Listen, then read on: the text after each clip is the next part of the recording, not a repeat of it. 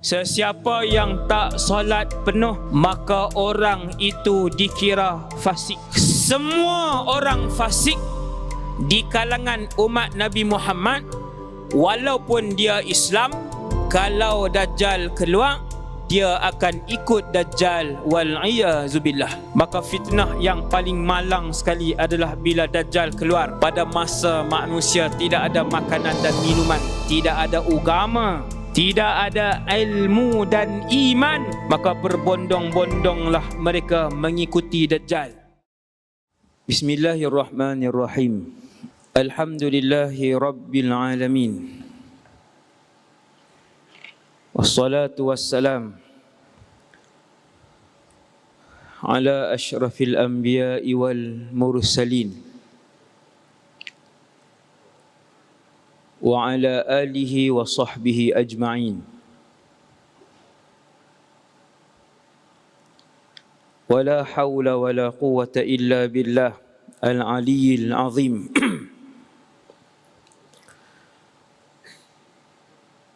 Rabbi shrah li sadri wa yassir li amri wahlul 'uqdatan min lisani yafqahu qawli. Allahumma hdi qalbi wa saddid lisani bihaqqi sayyidina Muhammad sallallahu alaihi wasallam. Amma ba'd. Terima kasih kepada pengacara majlis, pengarah Pusat Islam, para tamu seterusnya,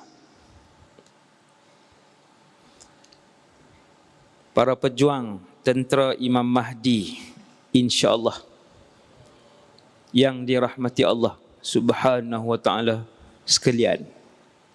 Alhamdulillah,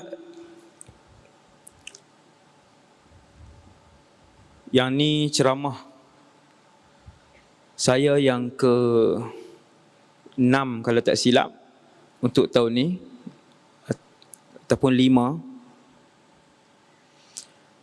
Semalam di Sungai Petani lebih 10,000 orang, dan saya lihat 90% adalah anak-anak muda. Pelik Kalau Ustaz Azhar anak muda memang ramai, sebab Ustaz Azhar dia pandai cakap bab motor. Apa spare-part ni saya pun tak erti, dan dia pandai buat lawak. Hari tu di Melaka 80,000 orang. Saya daripada 1,000 jemputan, saya menerima satunya UUM. Sebab kita tahu pelajar dia ramai. Cuma agak terkejut sikit malam ni bila saya tengok hanya lebih kurang 2,000 orang siswa UUM yang hadir. Rupanya saya dapat maklumat bahawa banyak yang cuti raya Cina. Kemudian saya tanya berapa orang Melayu siswa UUM ni, saya dapat jawapan 13,000. Tapi di Malaysia lah ni, raya apa pun semua adalah raya kita bersama. Umumlah Deepavali pun orang cuti balik juga. Jadi alhamdulillah, malam ni 21 hari bulan 1 2023,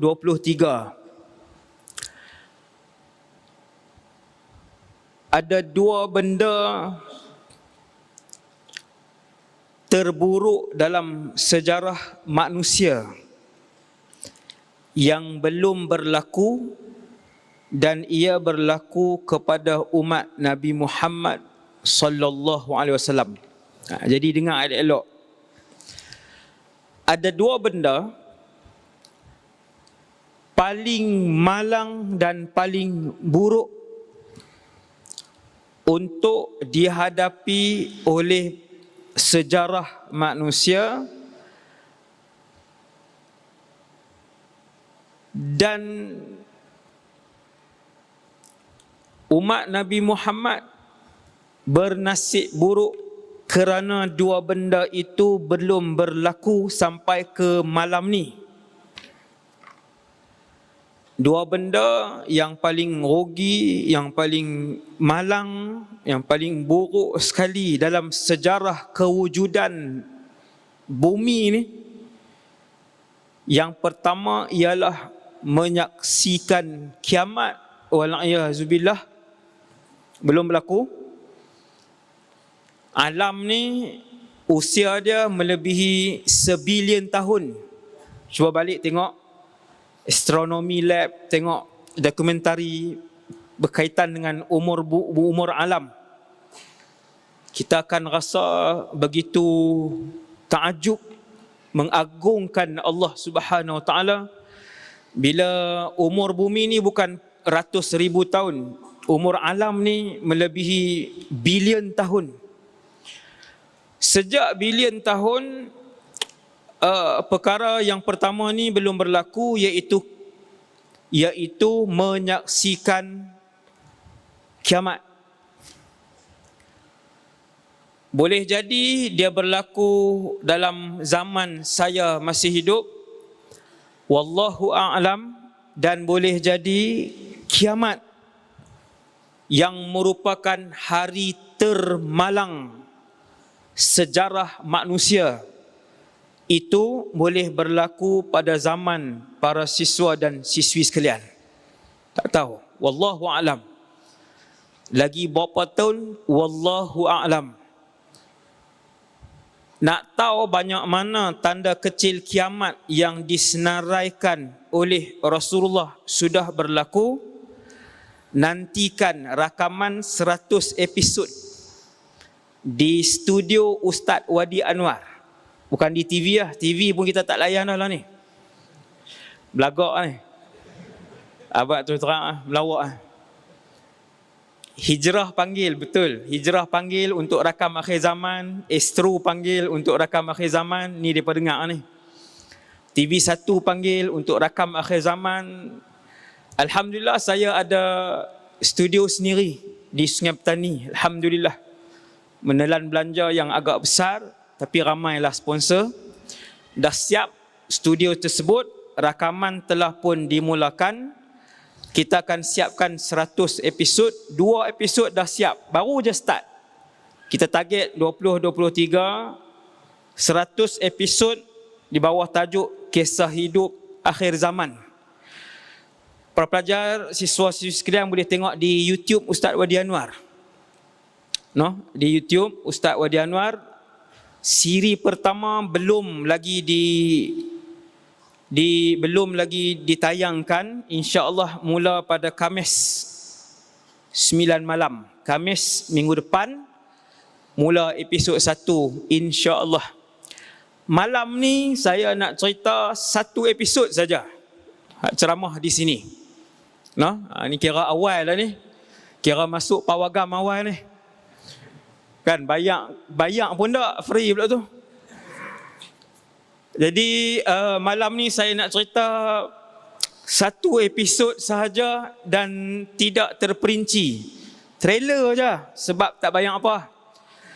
Saya abang trailer je, tetapi ia sangat satu sudut mengujakan saya dan satu sudut lagi sangat mendebarkan saya. Kenapa satu sudut berita sangat mengujakan saya, menggembirakan saya, dan satu sudut lagi membuatkan saya begitu risau dan takut dengan keadaan diri saya sendiri yang bercakap, kerana kita tidak dapat menjamin iman kita semua ketika berlaku suasana itu. Ada 2 benda termalang terburuk untuk umat Nabi Muhammad. Yang pertama, menyaksikan kiamat. Kerana hari kiamat, ketika mana matahari sudah pun terbit di sebelah barat. Hari ini matahari Ni kiblat belah ni kan. Matahari terbit belah mana? Hampa tunjuk kat ramai-ramai, matahari terbit belah mana?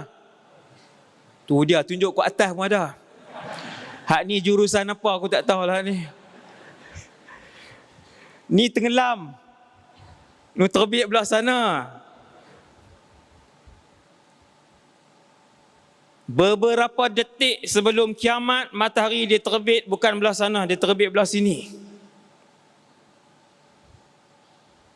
Beberapa detik sebelum kiamat, matahari akan terbit dari tempat tenggelamnya. Ketika itu tidak ada seorang pun yang menyebutkan kalimah La ilaha illallah. Tak ada. Ketika itu tiada seorang pun yang rokok dan sujud di seluruh muka bumi Allah. Tak ada. Waktu itulah bintang berguguran. Bintang. Para pelajar sekalian, bilangan bintang lebih banyak daripada bilangan butiran pasir pada 7 lautan dunia. Yang ni fakta. Rajin-rajin tengok dokumentari astronomi, rajin-rajin tengok. Kita akan rasa takjub dengan kekuasaan Allah yang maha luas alam yang Allah cipta ni. Apabila mula bintang berguguran, kamu bayang tengok, sebiji bintang 1,000,000 kali lebih besar daripada bumi ni. Sebiji je gugur, sebiji je. Idzas samaa'un fatarat wa idzal kawakibun tatharat wa idzal biharu fujjirat. Itu semua tu menceritakan tentang suasana kiamat, kata Allah.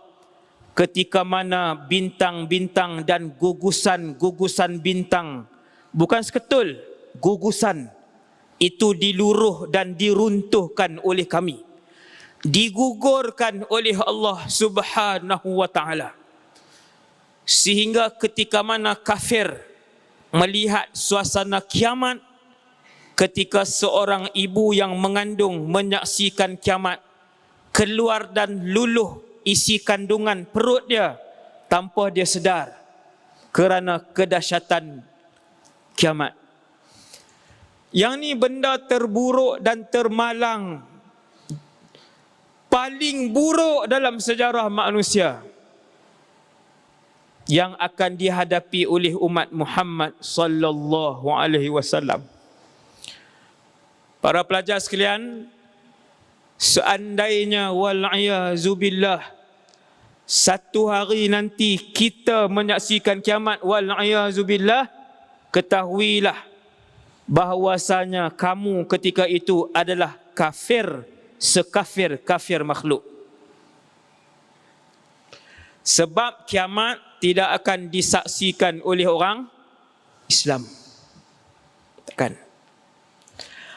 Walaupun orang Islam tu dia hanya sebut la ilaha illallah Muhammadur Rasulullah, tak pernah semayang 1 rakaat seumur hidup, dia tetap Islam dan takkan saksikan kiamat.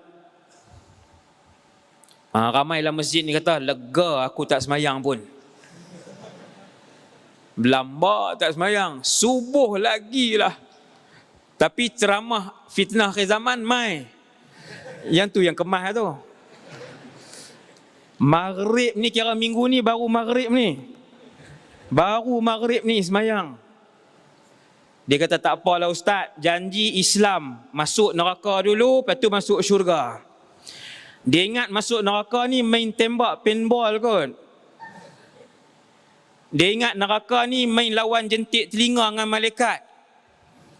Malaikat Zabaniah jentik telinga, dia jentik telinga malaikat Zabaniah. Neraka ni api, cik oi. Api.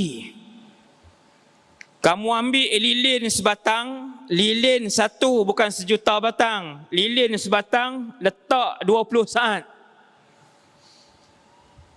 Hasbunallah wa ni'mal wakil. Siapa yang tinggal semayang subuh tadi,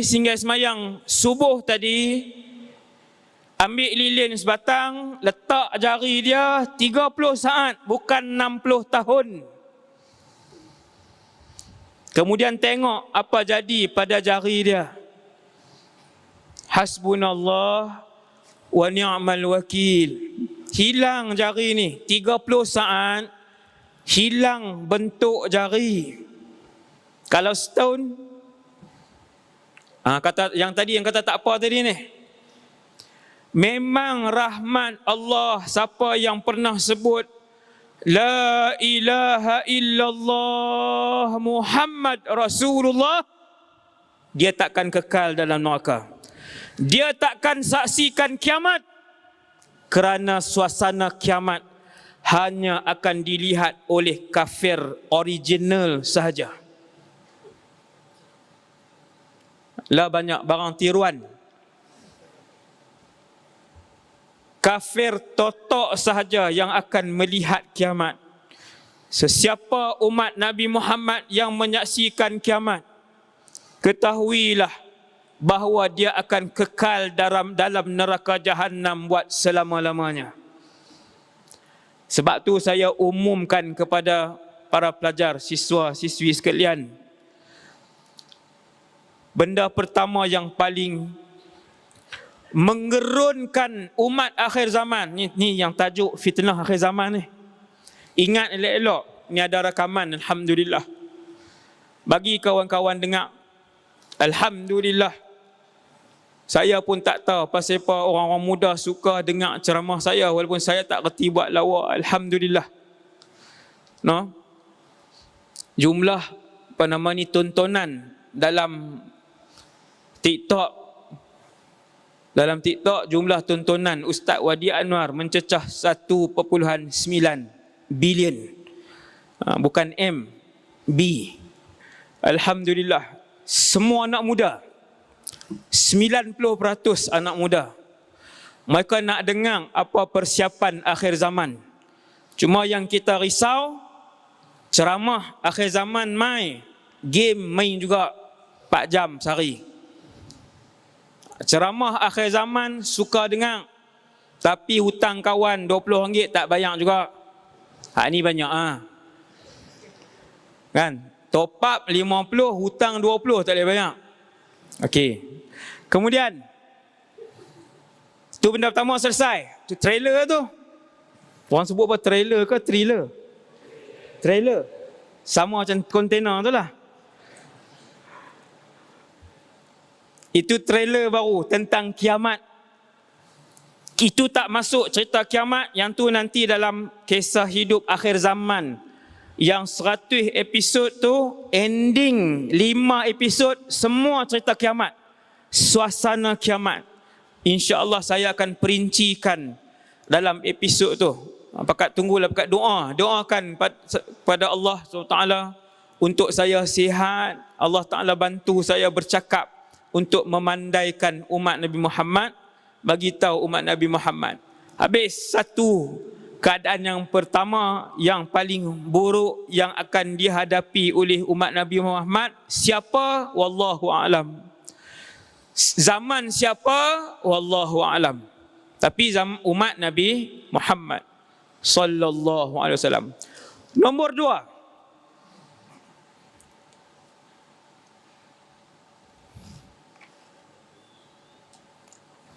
2, saya yakin para siswa-siswi boleh teka dah saya nak cakap apa. 15 minit saya akan huraikan benda yang kedua ni, iaitu satu ujian terbesar sehinggakan berapa puluh ribu tahun yang lalu Nabi Nuh alaihissalam, Adam, Idris, Nuh kan awal. Nabi Nuh alaihissalam telah pun berdoa kepada Allah, wahai Allah, selamatkan aku dan umat aku daripada fitnah ini. Padahal fitnah ni bukan berlaku zaman dia. Fitnah kedua terburuk, termalang yang akan saya sebutkan ini berlaku pada zaman umat Nabi Muhammad sallallahu alaihi wasallam. Umat Nabi Muhammad sudah berusia malam ni lebih kurang 1444 tahun dan fitnah kedua ini belum berlaku. Saya yakin bila saya buat mukaddimah macam tu, semua boleh teka fitnah itu apa. Nama fitnah itu adalah Fitnatud Dajjal. Fitnah tu nama dia Fitnah Dajjal. Inna lillah wa inna ilaihi raji'un. Kamu bayangkan, hari ini 8 bilion manusia. Hari ini 8 bilion manusia. 8 bilion ni saya sudah pernah merantau lebih 20 buah negara. Jepun, Mesir, Australia, Thailand, Vietnam, Singapura, Brunei, Indon 5-6 kali, UK, lebih 20 buah negara saya pergi. Makanan manusia 2. Roti, yang kedua nasi. Roti dan nasi, 2 ni saja. Tuan pilah Korea, China, Jepun, pi sampai ke Afrika. Dulu saya belajar di Syria, kami duduk hostel bersama dengan mahasiswa lain.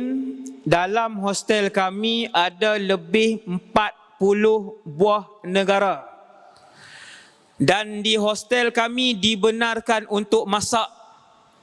Ada dapur luas, dapur tu panjang daripada hujung sana sampai sini kot. Dapur tu sangat luas. Antara masa yang paling seronok sekali adalah waktu memasak. Sebab kita akan melihat lebih 40 jenis masakan 40 negara. Pelik-pelik, semua makanan pelik-pelik. Ada bangsa setiap hari makan kentang dengan roti. Dia beli kentang macam kita beli beras. Itulah beras dia. Kentang dan roti. Dia berbuah atas ni 8 kilo. Siswa. Hari-hari goreng kentang. Ada mahasiswa, dia makan nasi macam kita, tapi nasi dia buah gula. Buah gula pula dah. Kita pun tengok, ni mazhab apa pula? Dia kata mazhab Afrika. Afrika mana? Afrika ada berbelah-belah. Kita ingat Afrika Utara saja. Rupanya berbelas-belas bangsa pula Afrika. Semua hitam, semua rambut retiu. Retiu ni orang Kedah lah. Retiu ni dia naik 1 inci, dia pusing terus. Depa selam dalam air laut mangkit kering. Dia tak basah, air tak boleh tembus. Ni bukan kutuk ni, nak cerita. Hampa tak pernah tengok. Ni cerita iklan merapu lah. Dah masa tak banyak kan. Saya tengok lebih 40 buah negara daripada hujung sampai ke hujung. Last kali saya tak masak. Sebab duk tengok orang. Bila mereka angkat masakan tu, saya pergi tumpang. Pergi rasa yang ni, pergi rasa. Tapi bukan tiap-tiap hari lah, tu muka tak malu lah. Bukan tiap-tiap hari, sekali-sekala nak rasa masakan China, masakan orang. Ada Amerika seorang waktu tu, ada Germany, ada Perancis, Jahid Bukharin nama dia, daripada France. Seluruh dunia waktu tu. 2 aja makanan. Gandum, roti, nasi. Kalau Allah sekat hujan setahun,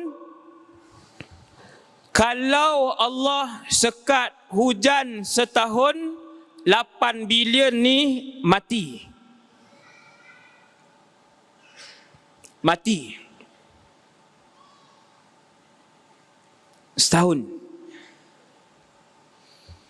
Sekarang ni hujan mewah, banyak.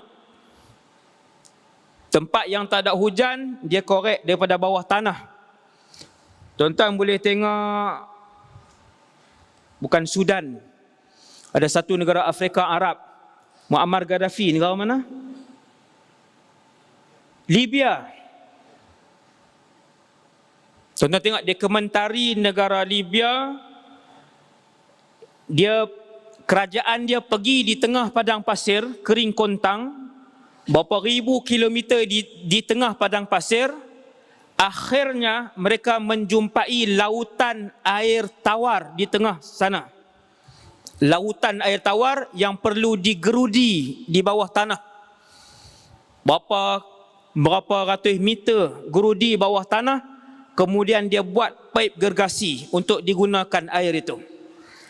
Kalau Allah tahan hujan setahun di seluruh muka bumi ini, mati semuanya.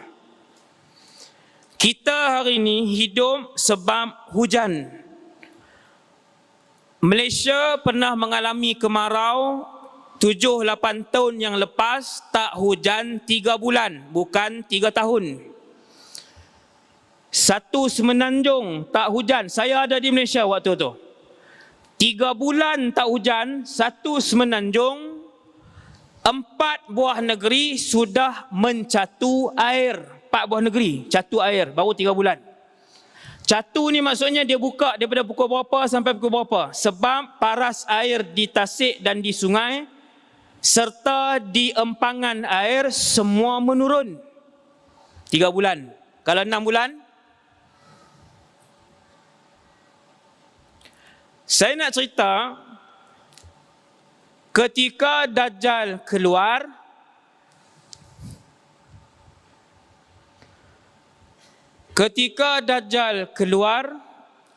beberapa tahun sebelum dia keluar, mengisytiharkan dirinya Tuhan. Beberapa tahun sebelum Dajjal keluar, mengisytiharkan dirinya Tuhan. Wal'iyahzubillah. Kemarau mula berlaku. 1 tahun kemarau, 1/3. Tahun kedua, 2/3 kemarau. Tahun ketiga, total tidak hujan setahun. Itulah antara suasana yang akan berlaku. Sesiapa yang menyebutkan La ilaha illallah, dia tidak akan diberikan secawan pun air. Takkan. Setiap daerah di atas bumi ini akan didatangi Dajjal.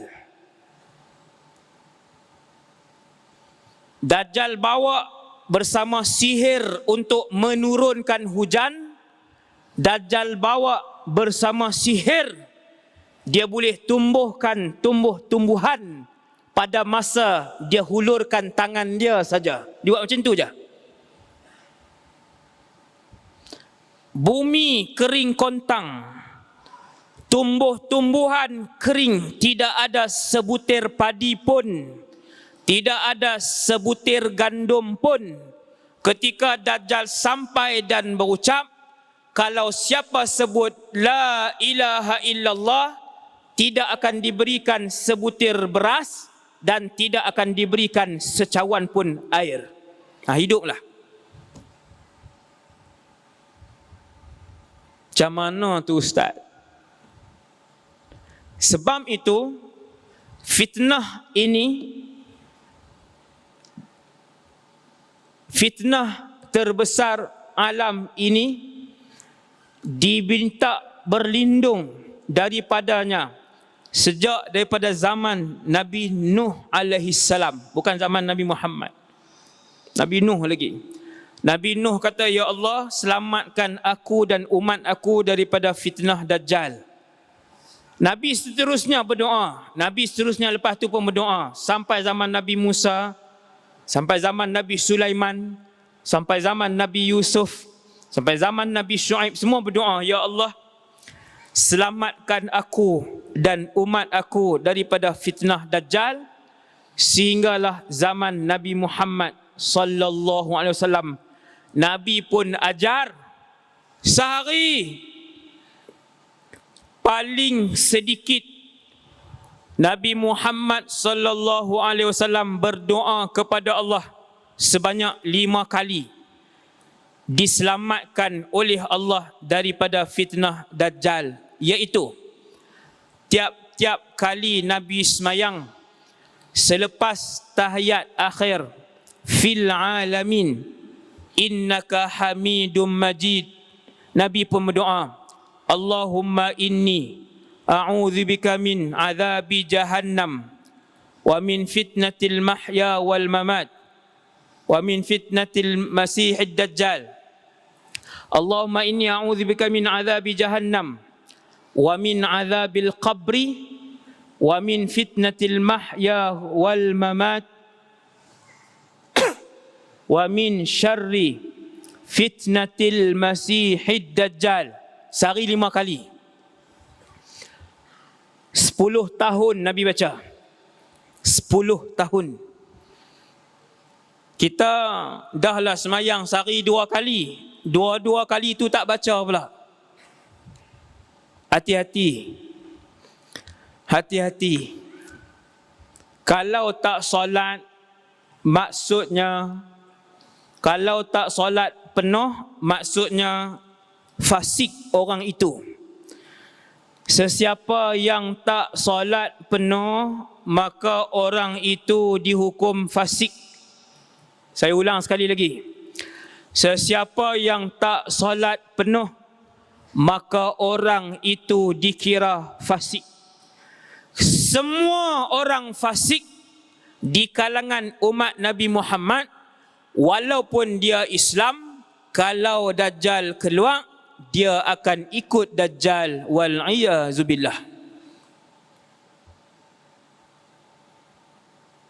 Ambil perhatian, siap-siap. Ambil perhatian, siap-siap.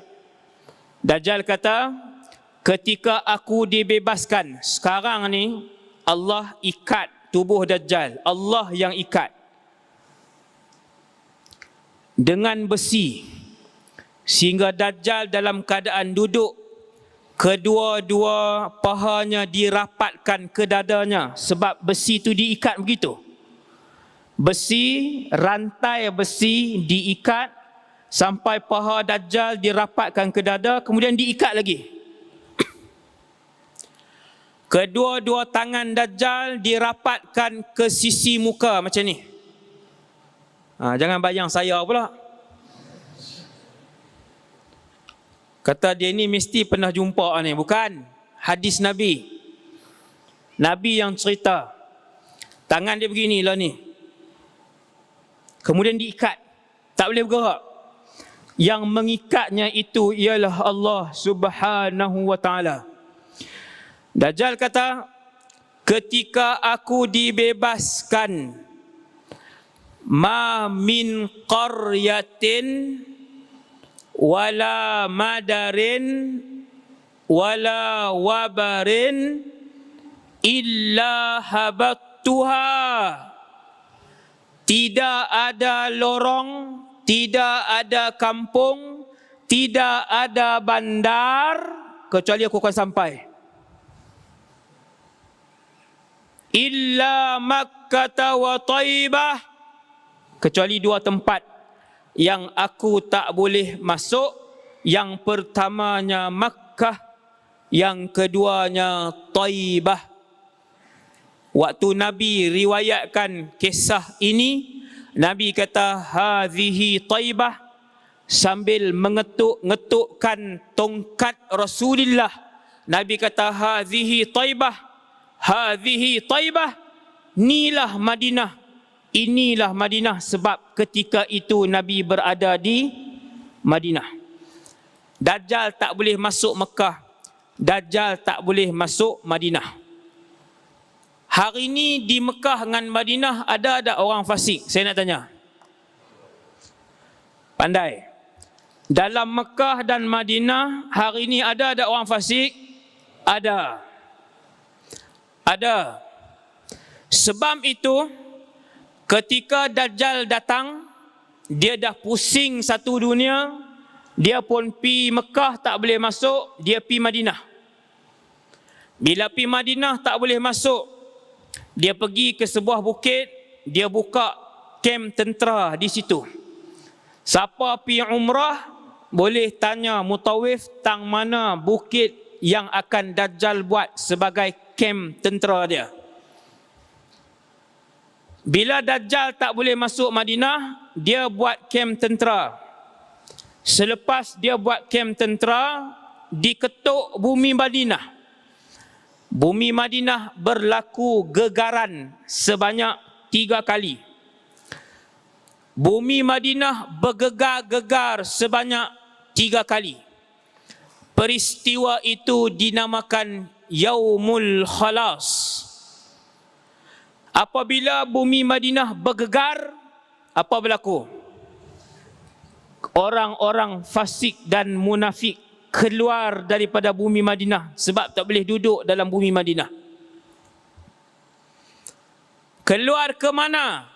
Keluar dan membai'ah Dajjal. Wallahu ta'ala wal'iyazu billah. Wal'iyazu billah. Semua munafik dan fasik yang berada dalam bumi Madinah, apabila berlaku gegaran, keluar. Gegaran kedua keluar, gegaran ketiga, keseluruhan munafik dan fasik tidak berbaki seorang pun, kesemua keluar daripada bumi Madinah. Hati-hati orang yang buat dosa-dosa kecil yang berterusan dan tidak bertaubat. Orang yang buat dosa kecil berterusan dan tidak bertaubat, mereka dipanggil orang-orang fasik.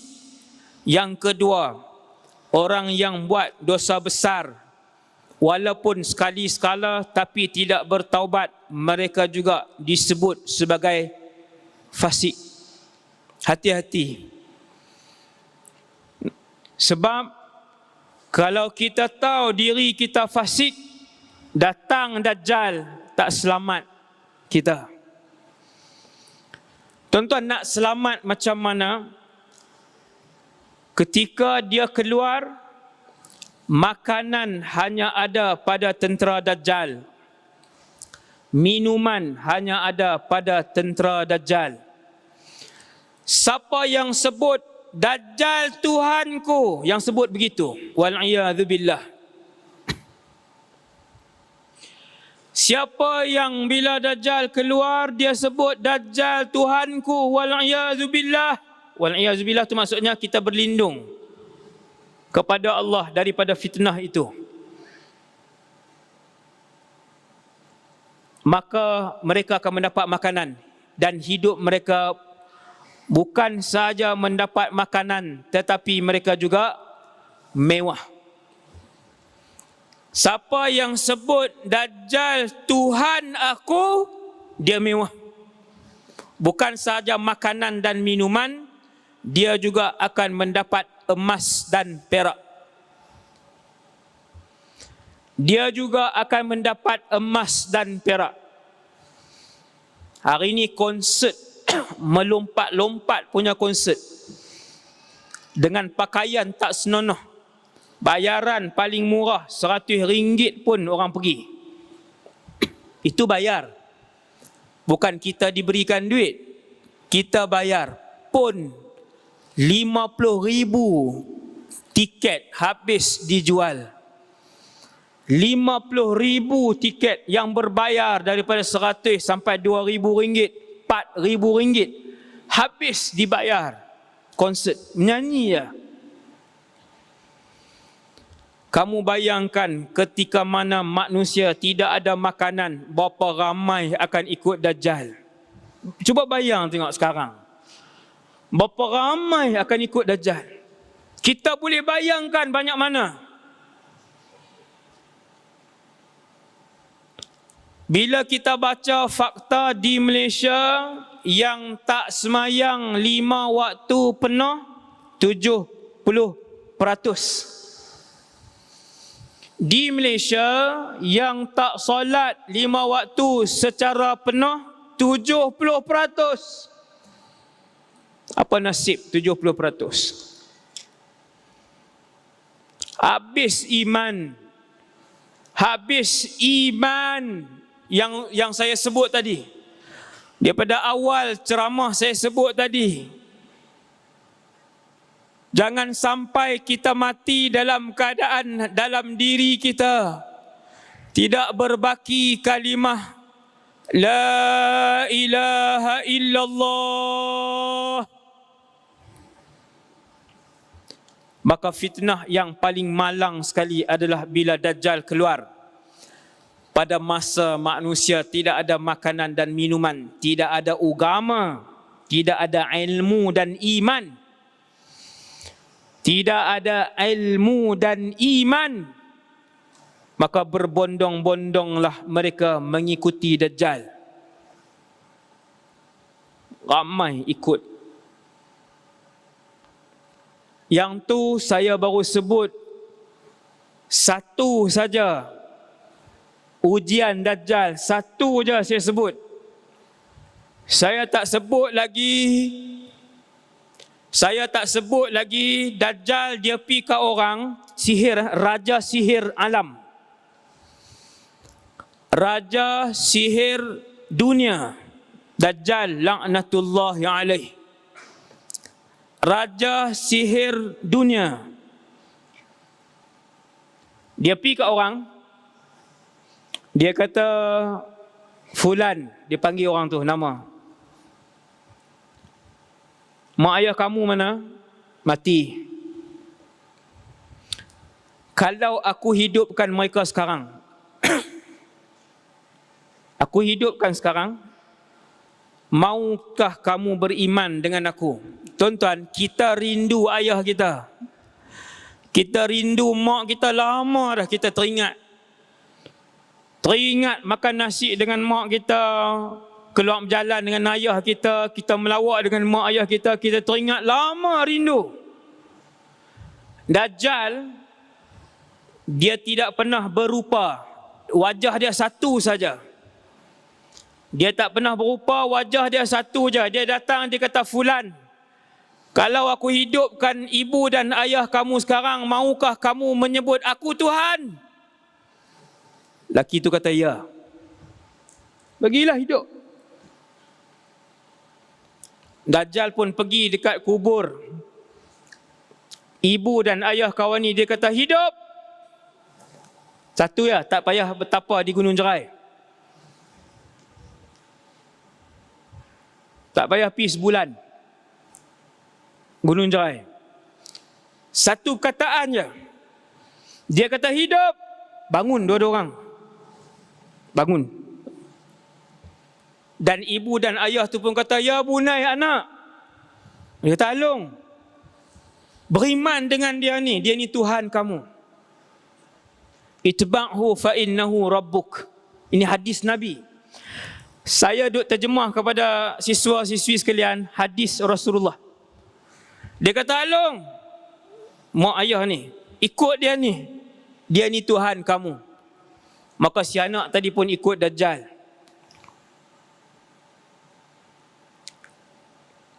Wal'iyazubillah. Dia manusia. Dajjal ialah manusia. Dia bukan jin. Dia bukan binatang.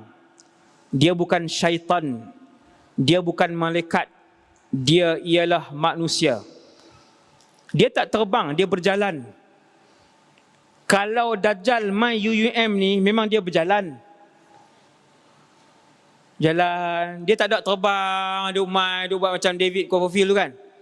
Main duduk atas kipas tu, dia pusing, dia tengok ni. Aku tak pegang pun.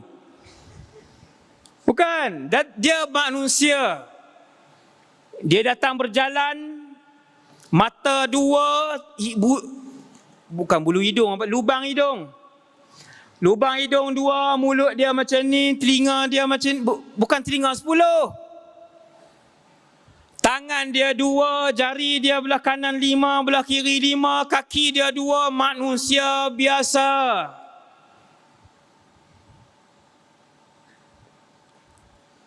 Dia manusia biasa, rupanya rupa manusia biasa, matanya 2. Dia tak bercakap melalui telinga. Dia cakap ni di sini, dia bercakap di sini.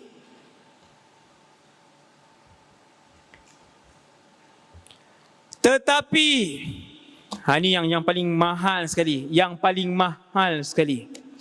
Yang paling mahal sekali ialah hanya mukmin yang boleh membaca di dahinya, yang boleh membaca tulisan di dahinya. Kaf, fa, ra. Nabi kata kaf, fa, ra, jelas di dahinya yang tertulis kafir. Ketahuilah itu Dajjal. Hanya mukmin yang melihat. Fasik tak boleh tengok. Fasik tengok, dia orang biasa, semua orang nampak dia berjalan mai. Kalau ada mukmin tu tengok di dahi dia, dan mukmin tu akan berlari jauh daripada Dajjal tu. Nampak di dahi dia kafir. Kawan dia kata, nak pergi mana ni? Aku nak lari. Dia ni Dajjal, aku nampak di dahi dia. Kawan dia kata, tak nampak pun.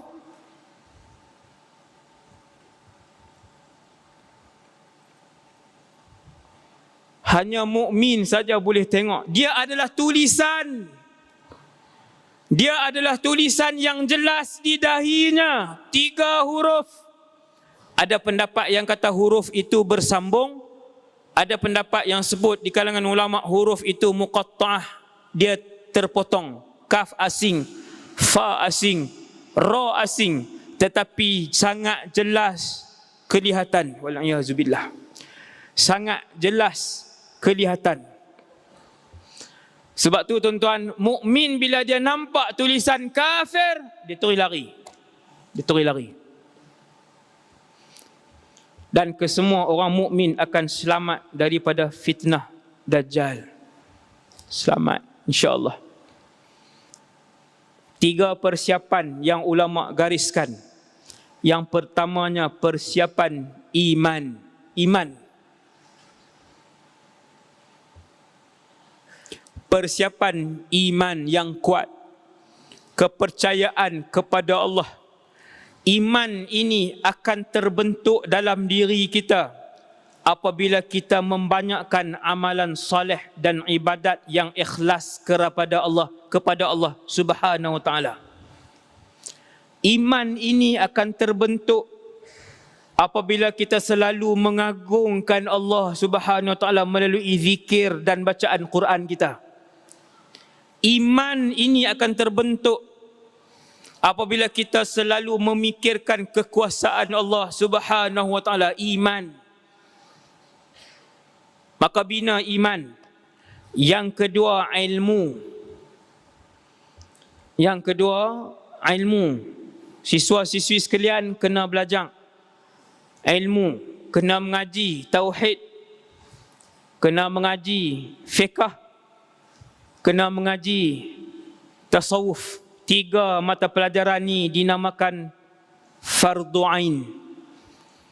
Bermula daripada peniaga laksa di tepi jalan yang keuntungan sehari RM30, sampailah pemerintah nombor 1 negara, sama ada dia Sultan Agung ataupun dia Perdana Menteri, dia wajib belajar 3 ilmu ni. Yang pertamanya tauhid, yang keduanya fiqh, yang ketiganya tasawuf. Ilmu kena ada. Mesti belajar.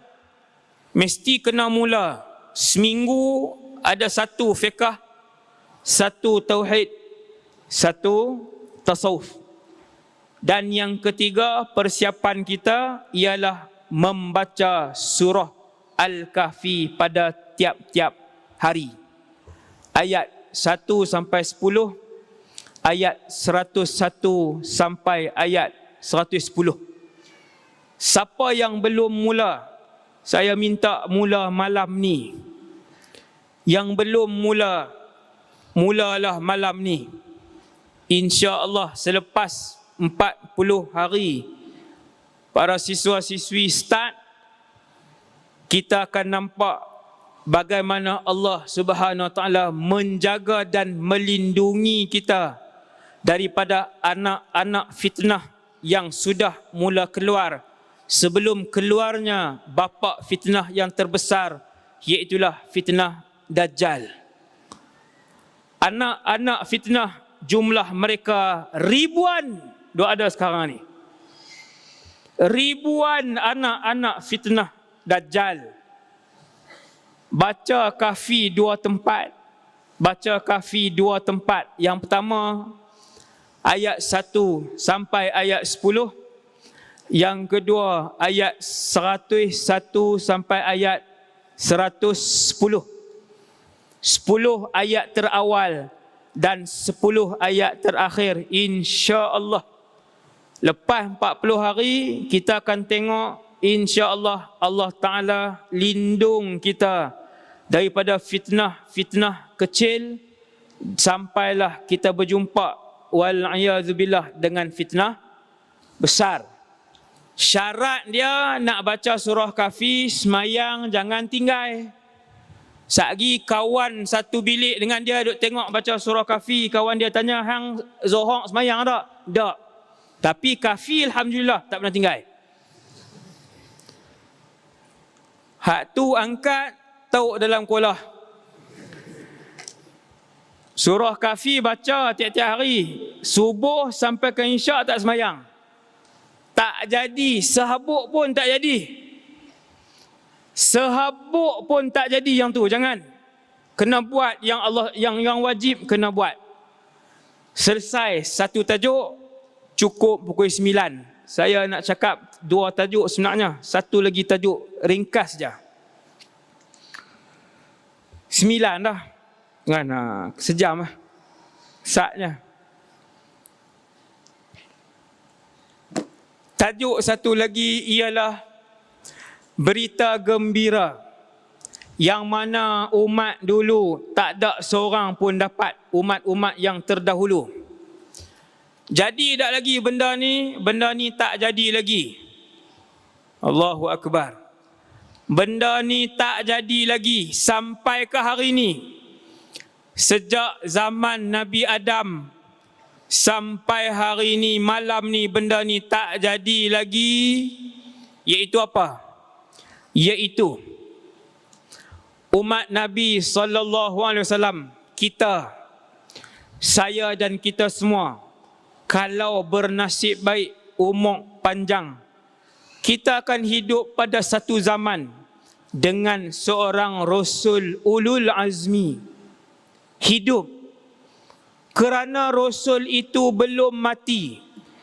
Dia lahir sebelum Nabi hidup, tapi sampai malam ni dia belum wafat.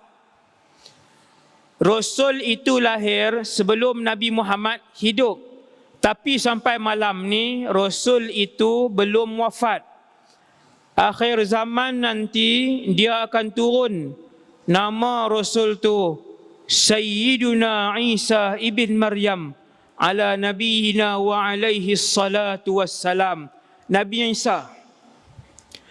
Nabi Isa ni bukan wali, bukan taraf wali, bukan taraf Nabi biasa, bukan taraf Rasul biasa, tetapi Nabi Isa ni lima ketua-ketua Rasul, dia salah seorang. 5 ketua-ketua Rasul, beliau salah seorang, sallallahu alaihi wasallam. Iaitulah Isa ibn Maryam. Nabi kata, berita gembira untuk kamu, untuk kita semua malam ni, kalau kita sempat hidup pada zaman dia. Nanti bila dengar berita Nabi Isa dan Imam Mahdi sudah keluar, maka pergilah kepada mereka, kata Rasulullah, bila dengar berita Imam Mahdi sudah pun keluar dan dibai'ah, maka pergilah kepada mereka walau habwan ala salji. Nabi kata walaupun kamu terpaksa merangkak di atas salji, pergi. Walaupun kamu terpaksa merangkak di atas salji, sebab itulah peluang untuk berada di samping seorang Rasul. Allahu Akbar. Rasul, duduk kat Rasul. Tuan-tuan, sarapan pagi dengan Rasul. Bayang tengok, naik kapal terbang dengan Rasul. Naik motor, nampak Nabi Isa, Assalamualaikum, Nabi Isa, salam, Nabi mana? Balik beli roti canai. Ni contoh, ni tak ada hadis.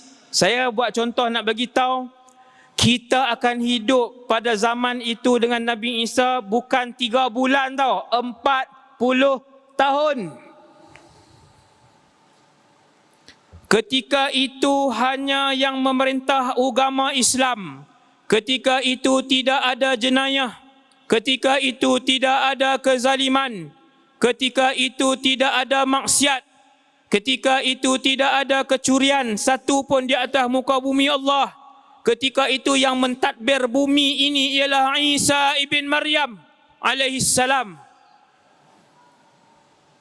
Hatta, kata Nabi, sehingga tar'al ibilu ma'al usud, kamu tengok satu kawanan unta digembala, yang menggembala unta tadi ialah singa-singa. Wan numuru ma'al baqar, harimau-harimau bintang mengembala lembu. Wa yal'abu as-sibyanu ma'al hayyat, kanak-kanak main dengan ular pada zaman tu. Tak mudarat. Kemuncak keberkatan bumi, tidak ada kemudaratan dan maksiat atas muka bumi ketika itu. Tak ada curi selipar orang. Tak ada ambil Milo dalam loka kawan dia. Tak ada pau sempo kawan. Tak ada hutang tak bayar. Tak ada. Subhanallah. Sehingga kan zakat pada zaman itu tidak tahu untuk diberikan kepada siapa. Semua kaya. Tak ada orang pakai saga. Oh, mak geram orang pakai saga seram. Tak ada orang pakai Myvi, lagi geram. Hak king tu kan, perasaan king. Myvi tak ada. Paling koman waktu tu semua BM. Ni contoh lah. Contoh. Semua orang kaya, semua orang mewah. Subhanallah. Hidup pada zaman tu. Tapi tuan-tuan sekalian, nak sampai pada zaman Nabi Isa, kena lalu zaman Dajjal. Yang tang tu sakit. Yang tu sakit. Jadi, sebelum saya mengakhiri ceramah, kita buat persiapan. Kena buat persiapan. Yang pertama, persiapan iman. Ingatlah, iman. Banyak baca doa, banyak baca Quran, banyak zikir, banyak ibadat, banyak amal soleh. Yang kedua, persiapan ilmu. Ilmu. Kena start. Kena mula. Dan yang ketiga, buat persiapan dengan doa yang diajarkan oleh Rasulullah untuk benteng daripada Dajjal. Antaranya ialah bacaan 10 ayat awal Al-Kahfi dan 10 ayat akhir Al-Kahfi. Saya rasa sekadar tu dulu, secara ringkas, trailer kisah hidup akhir zaman. 100 episod, insya-Allah mula Khamis minggu depan jam 9 malam di channel YouTube Ustaz Wadi Anwar. InsyaAllah doakan, para siswa-siswi doakan saya sihat, doa saya rajin, doakan saya dibimbing oleh Allah Subhanahu wa ta'ala. Sekadar itu dulu saja. dan bilangan pun bertambah sampai sana. Ni baru jadi 3,000. Hak nu geng semayang maghrib lambat kot, mai lambat. Kata bila bukan nak main sini senang kan, lambat pula nak main nanti. Jadi yang tu saja. Terima kasih dan tahniah kepada semua yang hadir dalam majlis ilmu. Semangat saja tak cukup, tali pinggang hitam tak cukup. Kalau subuh tak semayang, perlu kepada iman yang kuat, ilmu yang mantap dan juga doa dengan doa-doa Rasulullah sallallahu alaihi wasallam. Sekadar itu dulu. Assalamualaikum warahmatullahi wabarakatuh. Perjalanan kehidupan manusia dalam menghadapi cabaran akhir zaman. Bagaimanakah manusia menempuhi kehidupan di akhir zaman? Akhir zaman penuh fitnah.